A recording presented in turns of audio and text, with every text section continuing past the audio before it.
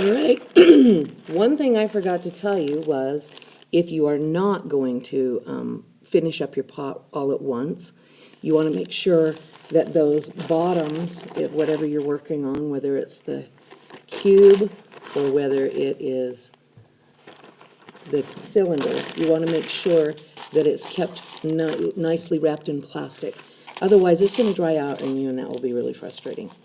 So what I'm going to show you right now is how to finish the cylinder, okay? How to finish the cylinder. First of all, you're going to take your clay again. Make sure that it's well wedged. I'm going to grab me just a little bit more.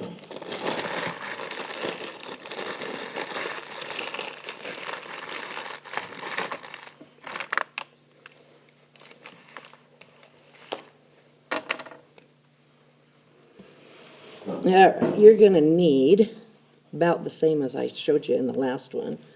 And make sure you've got nicely well-wedged clay. It's going to fit like this. You're going to create a really, really long rectangle. That's what this one is all about, okay?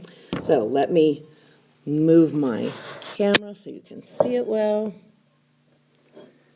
That ought to do it. All right. Again, you're going to pound this down. You get to nice sound effects too. How cool is that? Remember, you're going to turn it over each time, flip it over, put it down on the other side until you've got it about 1 inch thick. That's doing pretty good, pretty inch thick. And then you're going to start slapping it down so that one end hits the table and the rest can slide across it. Again, I'm doing this on a mat just like I sent home with you, so you can see that it's possible. And you're going to have to hold the mat down while you slap your clay down. And after a few slaps, you're going to see that it's starting to form the oval instead of just the circle. So you can see it's starting to form an oval now. All right, it's getting longer. This is good, because you're going to need something that's about 12 inches long, maybe even 12 and a half. And you've got to make sure that it's at least 4 inches wide. So I'm having a little piece that keeps just kind of flipping around, so I'm just going to cut it off, put it back in my bag with the rest of the clay. Continue doing this. It's getting to the point where it's probably about a 1/2 inch thick. This is a good time to do your compressing. Wring out the sponge of water, wipe it all over it. So this basically is just showing you exactly what you did in the first video. We just have to make a bigger piece.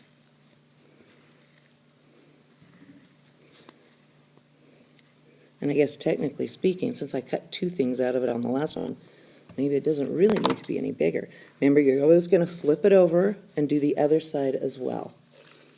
Wring out that sponge, wipe it on here so that you're moistening it as well as compressing it, getting every single bubble out and making it smooth. That's the goal of this. So there we go with that. Now I'm going to continue trying to flatten this and spreading it out quite a ways. Boy, once you compress it, it tends to stretch a lot better too. I'm sure that's the water in it. And again, I'm starting to get some pieces that are kind of flipping off here. I don't need those. Now it's getting pretty long now.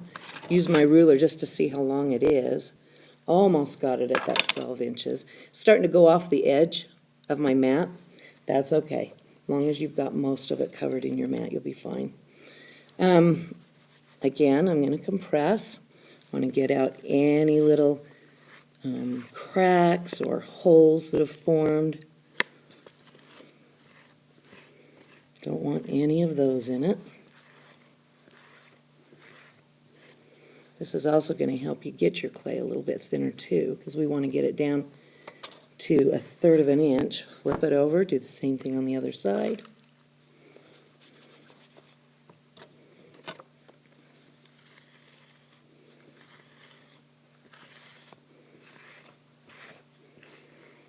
all about flattening your clay without a hand roller, a rolling pin, or without furring strips.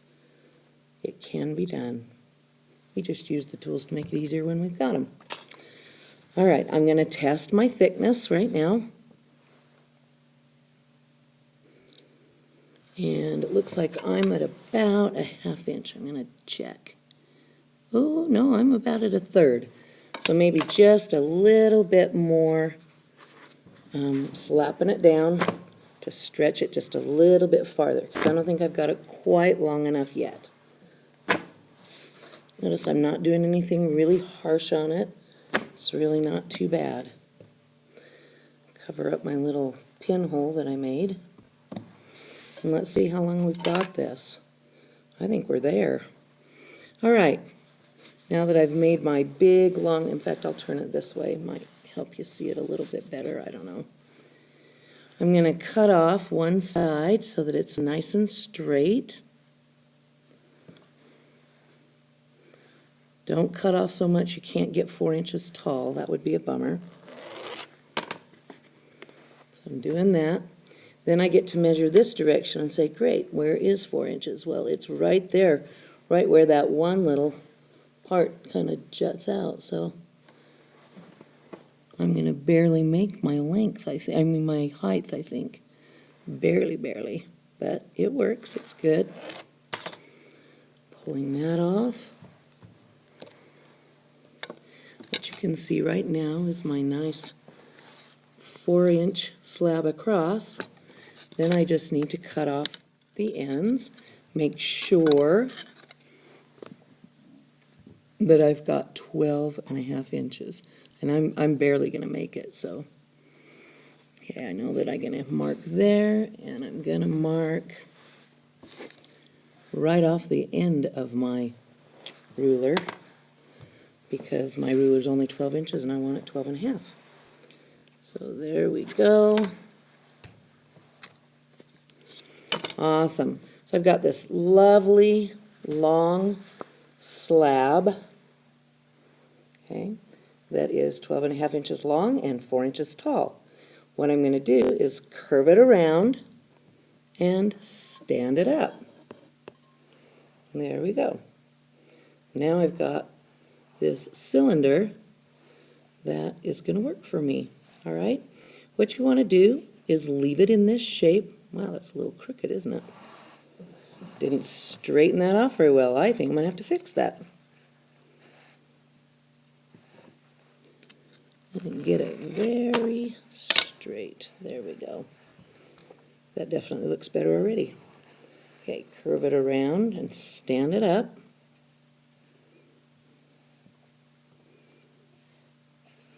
And you're going to let this sit for a little while until it is leather dry. When it's leather dry, it'll hold its shape without you having to kind of hold it up. Thank goodness it will at least stand here. But we'll figure out how to connect it and how to connect it to the bottom in just a second. So let it get leather dry. This is where you want to probably pause your video. If you need to blow dry it, you can. If you want to just keep it until the next day and do the rest, that's fine too. If you decide to hang on to it and do it another time, you are going to want to put it inside plastic, okay? You want to do that really carefully because you don't want, in fact, probably put plastic underneath it and just a bag over the top, okay? If you've got plastic underneath it and a bag on the top, that's going to keep that really nice until you're ready to work with it. I'm going to continue on. All right. I've got my round slab for the bottom that I made previously. I'm going to put this on it and just see if it's fitting. And 12.5 inches is exactly what it needed to be. So there you go. I'm going to score the bottom of mine. The bottom of mine is leather dry. You can tell because you can hold it up like this on one end and it doesn't just flop over. If I were using new clay, it would flop over. In fact, you can kind of see that with this. If I hold this up, you can see it's starting to flop over because it's still quite wet. So be careful with your clay. You don't want to end up starting all over. That would be a bummer. Although, I'll bet you'd get better at it and faster at it. So it's not all lost. Just make sure that you get your clay nice and wet again and re-wedge it and make sure that it feels like brand new clay. All right, I've scored the bottom of it. Now I've got to score the bottom, or the edge, of my slab. Now you'll notice when you hand flatten, I'm going to show you this close, it's a little bit thicker in some areas than others. It gets a little thin on this end. You'd like it to be, ideally, exactly the same, and if we were using furring strips it would be, but we're not, and so it might be just a little bit thinner on one end than the other. Just do the best you can, try to get it the same thickness, the best that you can. All right, and I've got that all nice and scored. While I'm at it, I'm also going to bevel the end of my big slab here. I'm going to pull it over to the end of the table, and I'm just going to cut this at a slant, so I'm not losing any of the length, but I'm getting a bevel on it, which means it's going to be at an angle. That gives me a little bit more surface area to actually connect these with. So I'm going to do the same thing on the other end. I want to make sure they're going opposite directions or they won't fit together very well. But you can see how those two angles are going to fit really nicely right there. That's what you want. All right?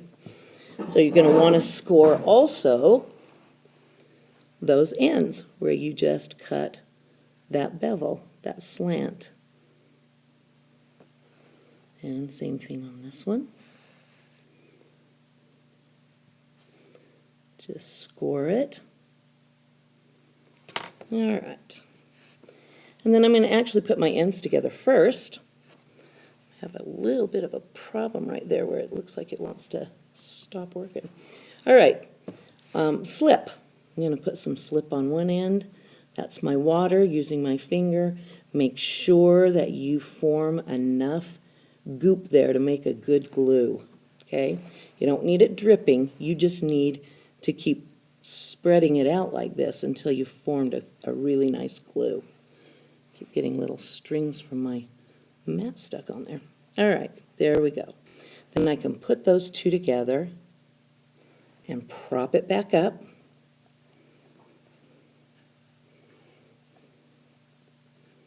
Awesome. And I've got my score marks on both this and this. So now I can put my slip also on here. If you want it to go a little faster, you can wring out your sponge and use that to help you. It might go a little bit faster than just your finger because you can continue to squeeze out water as you need it to form that nice glue, or slip is what it's actually called. I'm going to flip this one upside down so I can do the same thing to the bottom of it. Get my nice glue going. So we've got the score, we've got the slip, and now I'm going to set that up on top of here, making sure that it fits really, really nicely all the way around. Yes, that's looking pretty darn good. Okay, I want you to be able to see it all the way around. And then we've got the next step, which is the blend. You've scored, you've slipped, now you're going to blend. This is a great tool for that. It's got a nice little like spoon sort of side on it, and I just take it from the bottom. You blend the clay from the bottom of your pot into the top where you've attached them. You might have to keep your hand on the inside to keep that from collapsing on you.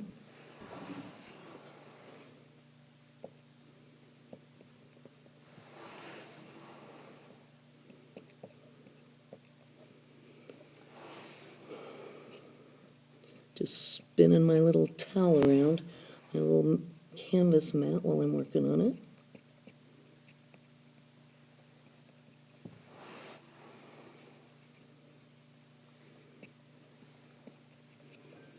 It's looking pretty good. I'm happy with this. Awesome. Now, as it misshapes, put it back in shape so that it dries that way if you haven't let it do its leather dryness yet. And then the last thing you want to do, well, there's several things. First of all, you want to clean up this, okay? And a good way to do that is to use your metal rib. You really want the edge clean when you start this. Otherwise, it'll put little divots in your clay. So I'm cleaning off the edge of that. All right. I'm going to support it on the inside when I work on the outside. And I'm going to just really blend those two together. Like erases your whole seam. It's kind of cool. You can do the same thing on the inside. You might have to dip it in this way and kind of drag it up. Support it from the outside with your other hand. You always want to, when you're working on the outside of a pot, support the inside. When you're working on the inside, support the outside. But that is looking pretty darn good.